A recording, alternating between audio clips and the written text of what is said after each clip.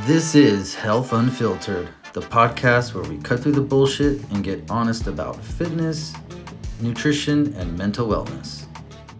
Hey, welcome to Health Unfiltered. I'm here with Dylan, and we're going to talk about nutrition, fitness, wellness, and a whole bunch of other stuff. So, Dylan, can you tell us a little bit about yourself so we can get to know you a little better? Yeah, absolutely. Thank you for having me. Appreciate it, Josh.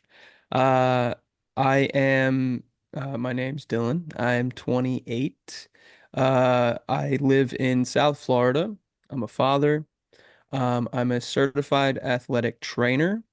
That's what I got my bachelor's degree in, and that's initially what I started studying and became fascinated by as an athlete, and that fueled me as an athlete to kind of learn everything I could to optimize my body and get out of pain. I was in a lot of pain as a young athlete, dealing with lots of different injuries and chronic things. And then eventually that led me to get my master's in nutrition for human performance. And I moved down here to South Florida about 6 years ago.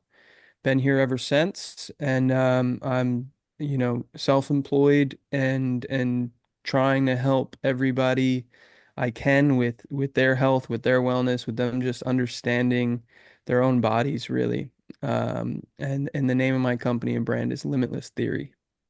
Mm-hmm. Nice. So what kind of injuries were you dealing with and how did you overcome those? Uh, well, I was a three-sport athlete in high school, and I didn't really. I didn't understand training. Like I just played sports. I was just a kid that played everything and anything. Mm-hmm. Backyard, we were rollerblading and ice skating and playing wiffle ball and throwing the frisbee and the football. And so um, I understood sport, and I did not understand how to train like from a fitness standpoint to like strengthen everything and be better from that standpoint. So uh, I I grew pretty quickly between about 14 and 15. I was always the runt on the whatever team I was on. I was tiny. And Yeah. so when I hit my growth spurt in early like freshman, sophomore year of high school, I developed a lot of lower back problems. So my first thing I really Mm. dealt with was herniated discs in L4, L5, bulging discs, Yeah. and so chronic back pain as a basketball and football player and baseball player just not helpful. Not And fun. I tore my hamstring when I was 15. I broke a foot when I was 14. Broke my nose when I was 16. Oh Um, man. yeah, I had a pretty wild stretch throughout high school. And so, I mean, you can name it. I kind of went through it. And then college, I played basketball in college and dealt with still some of that stuff a little bit as I started to get more educated. I got out of that Mm. pain cycle. But I broke another foot in college. I also had a hernia, an inguinal hernia in college, so I dealt with that. This small stuff, hip impingements and yeah, that sort of crap. But yeah, Yeah. I've gone through quite a bit of it. And that's the nature of being an athlete, So Mm-hmm.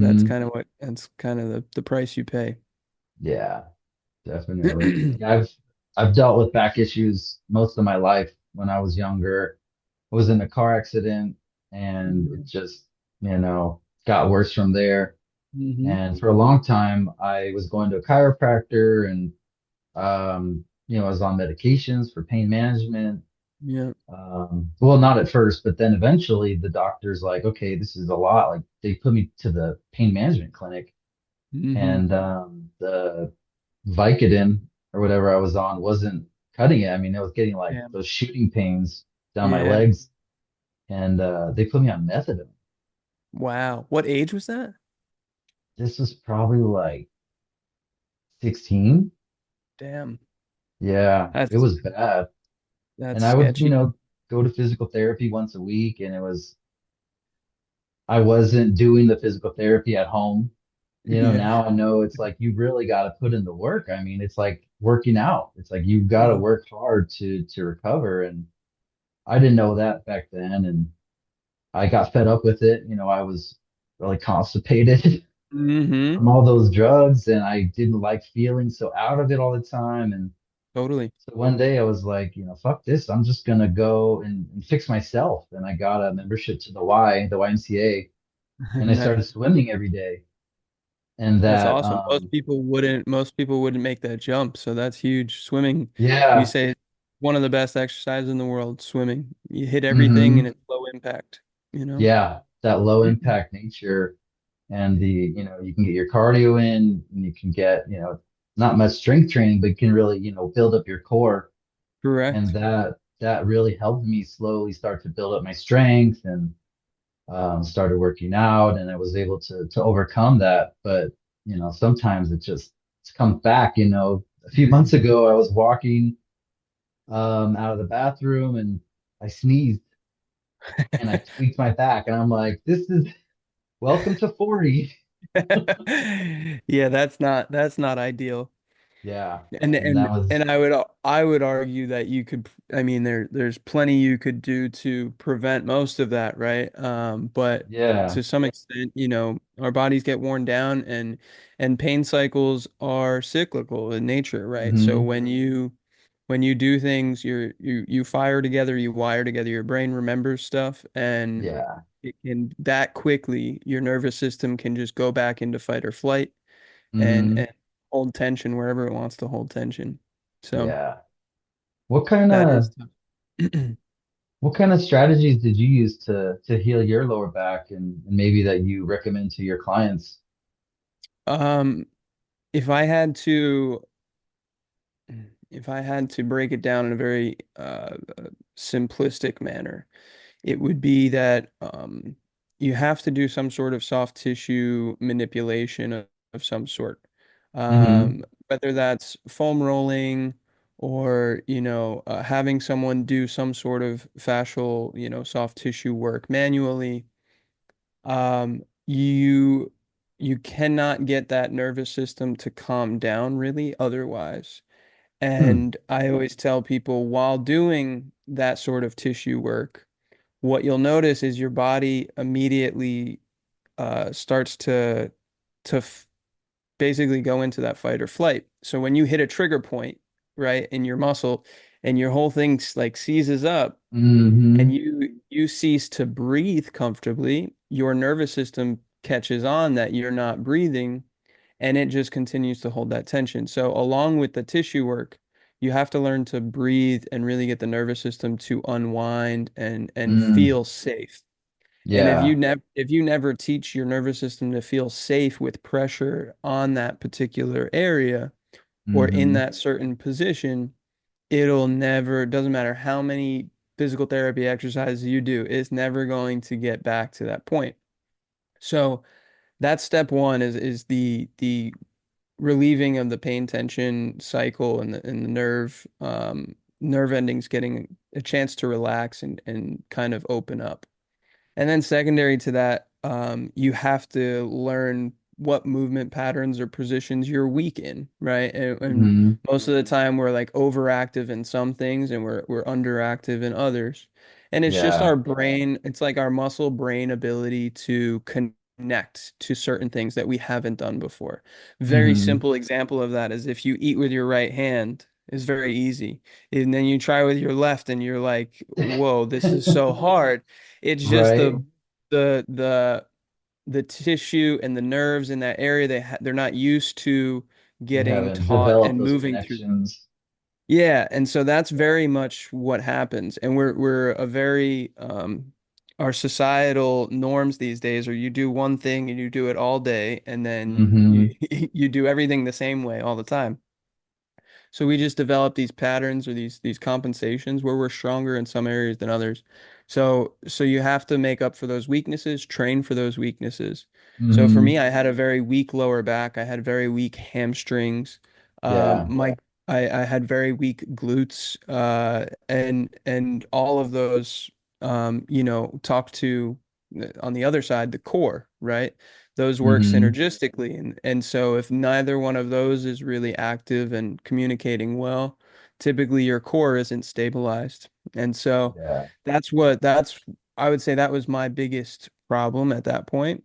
And then you have to just be voracious about wanting to be better. You have to be consistent with it. Like you I said, think you could that's go to a key. PT. The PT can go, hey, do these exercises while you're here. Cool. Once a week, cool, I'll do this and it should make me feel better. It's like, no, you have to want to be better. And that's the Yeah. way I explain things to clients now because I got to work in with professional athletes, high level D1 athletes, and I don't think people understand because it's not on television that these people and these guys and these women, in women's sports too, you're literally you're training or you're rehabbing for 5, 6, 7 hours a day, right? That's Hmm. your job. So if you're in a meeting with, let's say it's the NFL, you go into a meeting with the offense, you come out, you get treatment. Then you go out for like a walkthrough practice to put through Hmm. what you just did in the meeting. Cool. You come back in, you eat lunch, you get treatment, you work out, you go back to a meeting, you come back to get treatment, then you go to full practice. And then it's like, okay, so they've been to treatment 3 times before noon, you know? Right. And Yeah. a lot of people don't see that. And they go, oh, well, Aaron Rodgers recovered from a torn Achilles in 12 months or 12 weeks. I should be fine. Hmm. It's like, no, that's not how the Yeah. body, you got to optimize the environment. And a lot of people don't do that. Yeah. That's his job. And that recovery is key. Correct. The cold Absolutely. plunge, the sauna, the stretching, the mobility. Hmm. It's so critical. So many people overlook that stuff. Yeah, and I think it's getting more attention now as it should, but Yeah. I totally agree that it gets overlooked. Yeah. The older I get, I find that I need that recovery, so Hmm. much more. And after I go in the cold plunge, my knee doesn't bother me as much. If my elbow is getting a little flared up, it feels better. And it's got so many benefits. I love it. Yeah, yeah, I same here. I try to sauna about 4 times a week, cold plunge, Hmm. 2 to 3 times a week. Yeah. I wish I had one here at the house, but I don't. The Same with the cold sauna. plunge? Yeah, I don't have one. I mean, I always put the shower water, I'll do cold shower, but it's Florida, so the Hmm. water doesn't really get that cold. Right. It's a lot different than like Yeah. I grew up in New England. You go up there and take a Hmm. shower and turn the water cold in January. You're like, whoa, that's cold. That's a big difference. Okay, I'm awake. Yeah, exactly. They're Definitely. two different worlds. Yeah. Yeah, I want to go back and touch on that point that you made about like using your left hand to do things you normally use your Mm, right if you're right-handed. It's so funny. Like even just trying to brush your teeth with your right hand, you're like, correct. I got it down, I'm doing the circles in your left hand, you're like, oh, like it's so interesting those connections that get, developed in just doing different everyday things. Yeah, and another simple example I tell people is, you know, our obviously our cars are designed to drive on the right side of the road here, right? And so Yeah. most of us drive with our right foot. And I tell Hmm. people all the time, I go, how many millions of times have you actively with your muscles been using your right ankle and right knee and right hip flexor and quad to Hmm. move that foot over and back? And then all of a sudden you start doing like an exercise in the gym that would be comparable and you're weaker in your left leg and certain things and Right. it's that is conditioned to it's just not being used as much. And Hmm. I don't know if you're familiar with Tim Grover, I think is his name. He was the trainer for Michael Jordan and Kobe. No, not. Other. So one of the phenomenons that he worked off was that he would watch and count how many times Michael Jordan would jump off of his right leg versus his left leg, Hmm. and how many times he would take a right-handed layup versus a left-handed. He would do all these certain things. And then in the in-between days of training between games, he would make sure that they made up for all of those. So if he jumped off his left foot 85 times in one game versus 48 times his right foot, he would make up for that gap. and reps in their training in the next few days. Um, to to correct the imbalance. Correct. And it's not that in that moment, but over the course of 10 years of playing in the NBA, you can Mm, see how that little bit would add up so much. yeah. And you think about someone like Tiger Woods with golf, right? Hmm. He's swung a golf club from right to left millions The of same times. side. Yeah. Yeah. And he's ne probably never done it with his left hand, or Hmm. he's done it, less than 100 times. Yeah. And so no wonder the guy's had 1,000 back surgeries. Right. It's fun when you go to the driving range and try to hit your opposite dominant side. You see, Yeah, see how goofy it feels. that's always funny. You look like Adam Sandler, Happy Gilmore Right. there, the first Yeah, season. exactly. Yeah, absolutely. Good times. And Awesome. I ended up, if I had to add a fourth thing in, it'd be that inflammation is caused by your gut and what you're eating, right? And Hmm. so I had to learn very quickly that like no matter how much work I did physically, if I didn't if I got rid of the physical stress but didn't get rid of the chemical stress in my body, then the inflammation was still going to be present, and that inflammation was going to inhibit my pain receptors, and it was going to cause me to feel pain and think I had pain even when I necessarily didn't, or there wasn't a physical Hmm. ailment there. And Yeah. so I that's what really drove me to understand, how I could start training more efficiently and how my nutrition would upgrade my recovery and my ability to train Hmm. harder. And ultimately, that helped me throughout college. I was never the bigger or faster guy, but I took care of my body. I made sure that I ate properly, and I think that went a long way, me being able to even just be a part of these teams. I didn't get a scholarship by any means. I walked on to every team I've ever played for, so I had to earn my spot. And a big part Yeah. of that was me learning about health and wellness and nutrition, and that definitely went a long way as well. Yeah, that definitely shows a lot on your part.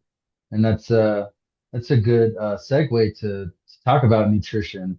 Um, there's a saying that you can't outrun a bad diet, and I think that has a lot of merit. Do you have For a take sure. on that?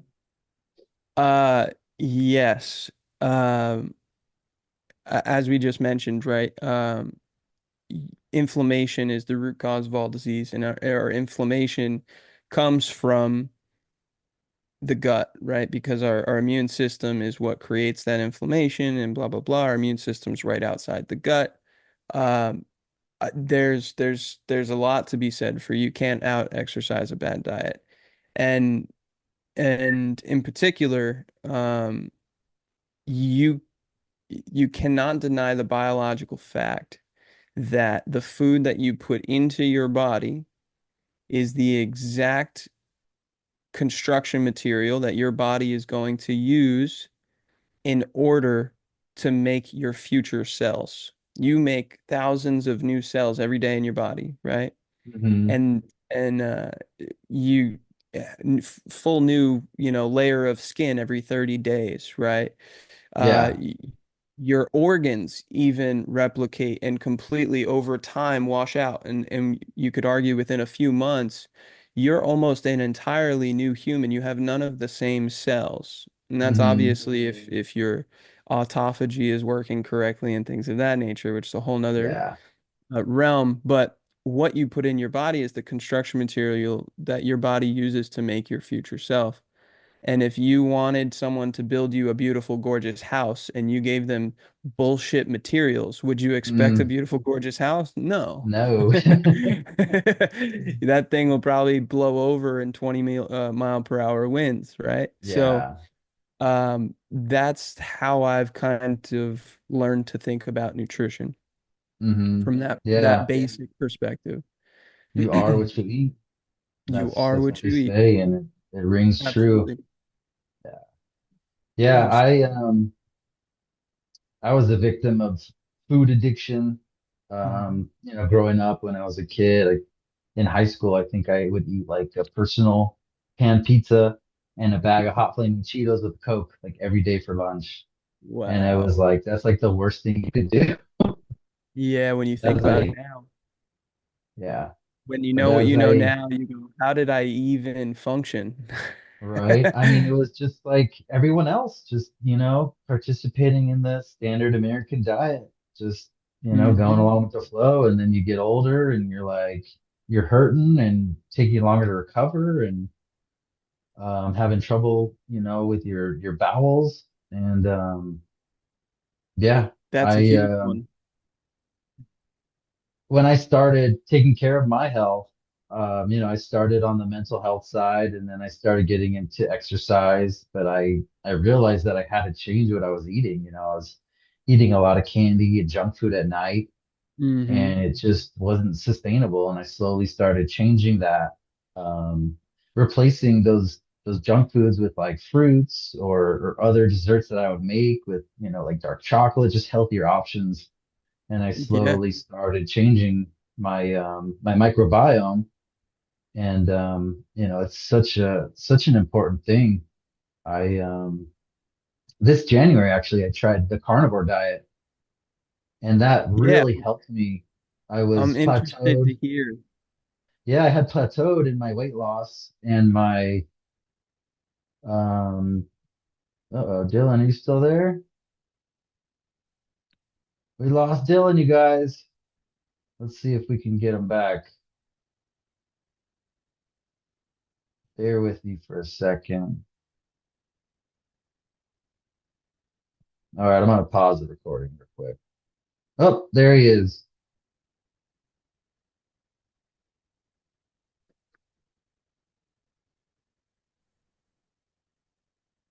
Man, I'm so Hey. sorry. My computer just passed away. I don't know what happened. Oh man, it's all good. We thought we It's lost you plugged there in for and a second. it's plugged in and everything. I don't know why it just everything just went black. I was like, Yeah, what happened? I'm shit sorry. happens. So you're on the phone. Can you still hear me pretty well? Yeah, yeah, I Okay. can All hear you, right. can see you good. Okay. Um, so I was talking about the carnivore diet and how I had plateaued on my weight loss and my strength gains, and doing the carnivore diet kind of reignited that, and it also um, helped cure a lot of those cravings that I was having for those junk foods and those starchy carbohydrates. And it was Those really those are the incredible. hardest cravings to break, man. Yeah.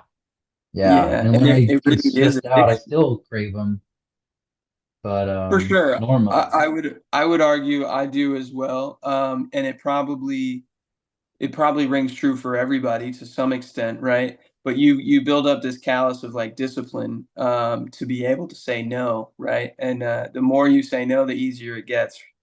And I've contemplated doing the carnivore back and forth. I'd say probably the craziest thing I've done food wise is I did a water fast for 5 days.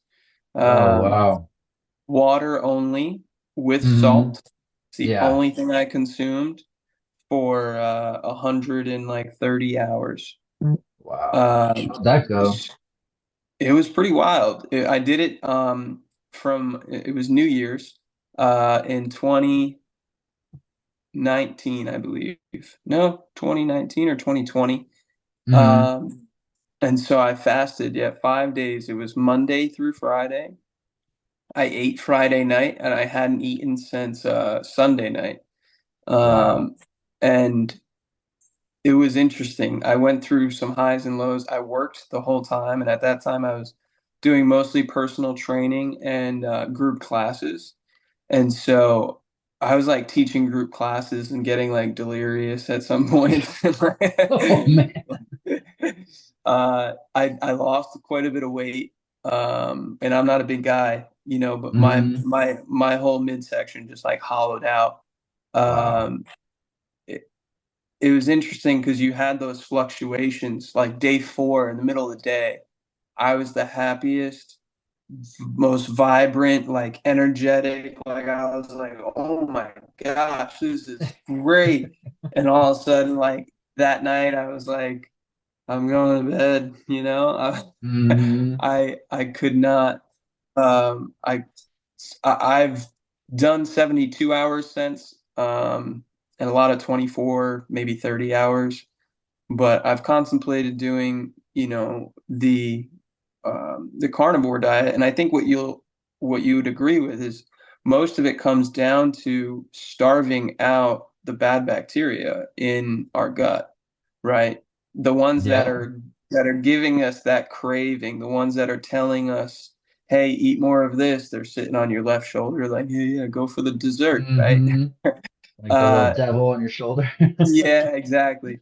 Um, they we're really just a host for them, right? We have more bacteria than we do human cells, and so Yeah.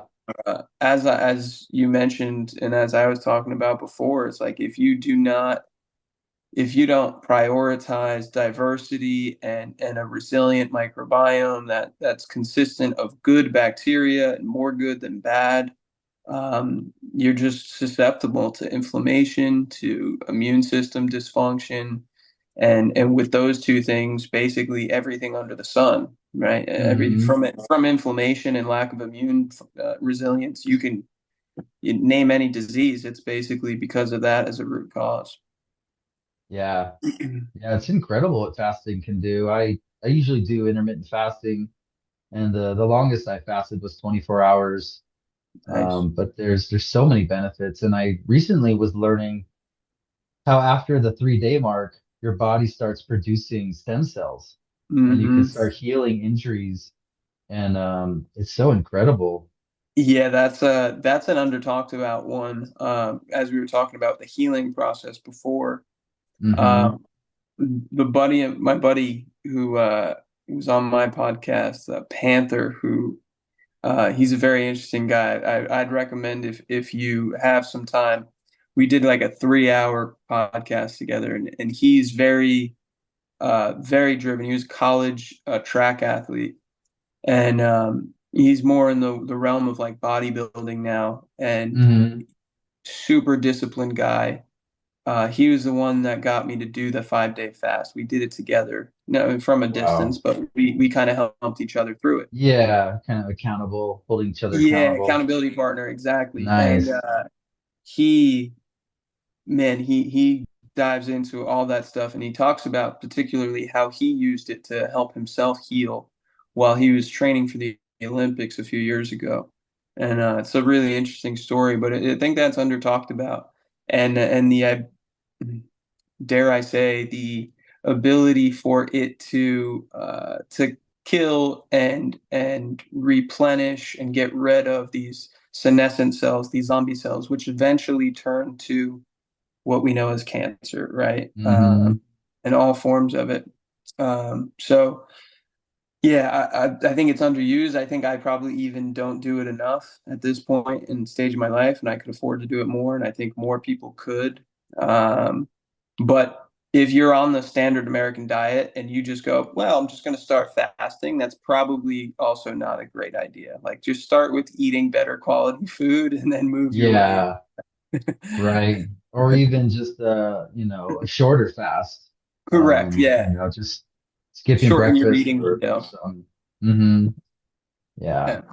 I I bet we tell could do a whole people, episode on fasting. yeah, I tell people the fasting that everyone should do is a circadian rhythm type of fast. 12 hours. You eat in that 12-hour window. You don't eat in the other 12 hours. Hmm. And that'll just help you sleep better. Eat when the sun comes up and stop eating when the sun goes down. It's a very simple rule to follow, and I think it Yeah, helps a lot, you know? definitely. Well, we're running down on time. We got about 5 or 6 minutes here. Um, we want to, get back into nutrition. After I did the carnivore diet, I started including more foods back into my diet, and now I'm primarily just eating animal products and fruit. I Nice. do like a 90/10 eating plan where 90% of the time I'm pretty strict on that, and then 10% I allow myself to flex. I call them flex meals, and Yeah. kind of still be able to eat, a family meal on holidays and participate in special occasions like that. Totally. But I think that's a good thing. And the fasting helps counterbalance those things for sure. yeah, definitely. So taking into consideration, that everyone's different, everyone's body type is different, is there kind of like a general guideline as far as nutrition that you recommend for clients? Yeah. I'll talk through a few talking points. I have these three, we'll just call them ideologies that I've kind of created and coined and termed. I call one of them the real food pyramid, right? As like a very much pun intended on the crappy one that we were all taught as kids. Yeah. Um, and so the real food pyramid is a four-tiered system of just understanding what kind of foods we should be putting in our body, how much of these types of foods, the timing and how timing plays a factor. And that's where you talk about something like fasting, and then support. So the base of the pyramid is quality, right? Quality food, quality water, quality sleep, Mm-hmm. quality amongst all of those things related to diet and lifestyle.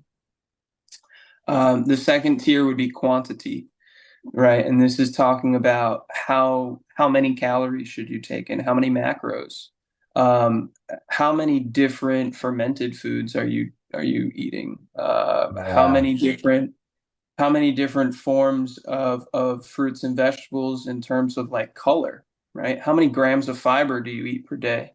Mm-hmm. Um, and with all of those taken into consideration, I'll pull up my second coin term, which would be the ecosystem of food. And so the ecosystem of food is understanding that every ecosystem has to have a level of homeostasis.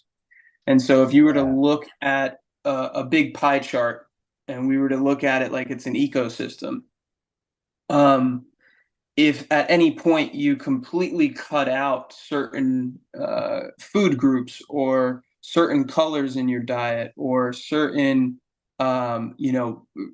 beverages that you no longer eat or consume, or you don't ferment any food and you don't eat any Mm. fermented foods and you only eat fried foods and the way that you Yeah. prepare things. So if you don't have balance in that homeostatic ecosystem and homeostasis in that ecosystem, you become uh, imbalanced. Your gut microbiome becomes less resilient, Mm-hmm. and that's not to say that people shouldn't cut out food groups for certain periods of time. And that's for some people, who might be dealing with some sort of cancer or some sort of irritable bowel syndrome. They probably should cut stuff out for a certain degree, but the goal is to build back resiliency, right? And the ability Mm-hmm. to consume certain foods and not be, and don't get me wrong, there are genetic predispositions where people that doesn't apply. So Yeah. um, I would say that ecosystem just that talks about the quantity of food you should be eating, calories, all that included. And then I talk about timing. That would be the third step on the pyramid is timing. Mm-hmm. And we can talk about fasting and all that stuff, but also just like in comparison to sleep, when should you eat? When you're feeling sick, what certain nutrients and foods should you be eating? And anything related to the timing of how you're eating. And then the last thing is support, and that would be supplementation, and that would be also like relationships. So finding coaching, making sure that your loved ones are on board with what you're doing, Mm. Yeah, that's critical. having friends that hold you accountable and things like that. But Yeah. also we have genetic predisposition, for sure. Some of us do to certain nutrients, and so you should supplement and fill in those gaps if need be. And some people where they just live weird jobs and lives where like certain things, if you work a third shift, like some things just don't make sense, right? And if you have to eat all your Mm-hmm. meals at home, there's certain things that just or at work, just there's certain things that aren't very doable. So that's where you supplement and fill in those cracks. Yeah. Um, so those would be my food principles that I try to teach, and for the most part, I teach people to drink 2/3 of their body weight in water, eat their desired body weight in grams of protein, Mm-hmm. um, and I think fiber's under talked about. You should probably have 30 plus grams of fiber from fresh fruits and vegetables as much Yeah. as you can. Sounds like Those, solid advice. yeah, We're I just hope just so. about we're just about out of time here, Dylan. Do you want to tell people where they can find you and connect with you? Yeah, absolutely. So Instagram, Dylan Foss, and basically Threads, X, Twitter, YouTube, Limitless Theory, the Limitless Theory on YouTube. You can find me on any platform if you just look a little bit. My Busy Dad Blueprint, fitness and nutrition coaching for busy dads looking to level up, and that's all done via my app, my Limitless Theory app. Um, Mm, and then my 8-week nutrition program, Limitless Nutrition, and that is essentially. Uh, 8 weeks. It's talking about all the things I just mentioned and much more, and that's can be done in a group setting or one-on-one. And my podcast, the Limitless Theory or LT360 podcast, nice. and I've gotten a little over 100 episodes on there. Sweet. Yeah, We'll have to check it out. Are there yeah. any other are there any other podcasts that you enjoy listening to? Yeah. I am on the health and wellness front. I listen to Ben Greenfield, Hmm. Dr. Josh Axe, Gary Brecka, um, Yeah. and Huberman a little bit. Yeah, he's I would good. say those are probably my four main ones. Other people that I'll turn to for resources are like Dr. Mercola, Hmm. specifically like nutrition stuff, and then obviously there's tons of other ones, but those are the ones that come to mind. Yeah. Cool. Any non-fitness and nutrition related ones that you enjoy?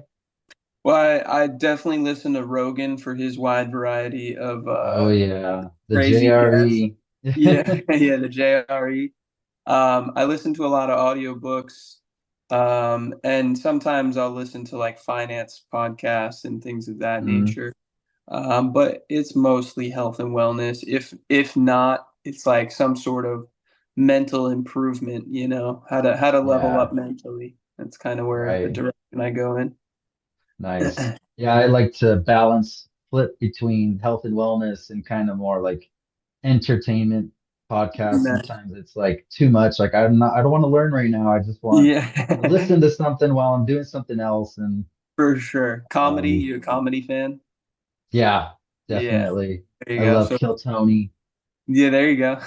Really been enjoying watching those live. I actually set up a flat screen TV outside and I got my Nice. fire pit and some nice outdoor furniture set up and I'd make a whole night of it. That's cool. I like that. Yeah. You'll have to go Yeah. over to Austin and hit the mothership at some point and see it live. I did. Oh, I you didn't see did. Kill Tony, but I did make it to the mothership. In June, I went to Austin for Hack Your Health. They used to do Nice. KetoCon, and so I was able to get down to the mothership and get in the stand-in line, and I saw the show, and it was great. Oh, that's great. I Yeah. definitely want that's on my list of things to do. It just seems like a Hmm. very cool place, and it's a hot spot and hub for some of the best comedy in the world right now. So Definitely. yeah, of Awesome. Well, thanks so much for your time, Dylan. I feel like this course. was a really, really great conversation, and love to do it again sometime. Agreed, man. I can't thank you enough for having me on, and I hope we get to connect more. And thank you for giving me the platform. Sounds good. All Take right. care. I'll Thank talk to you. you soon. All Sounds right. good.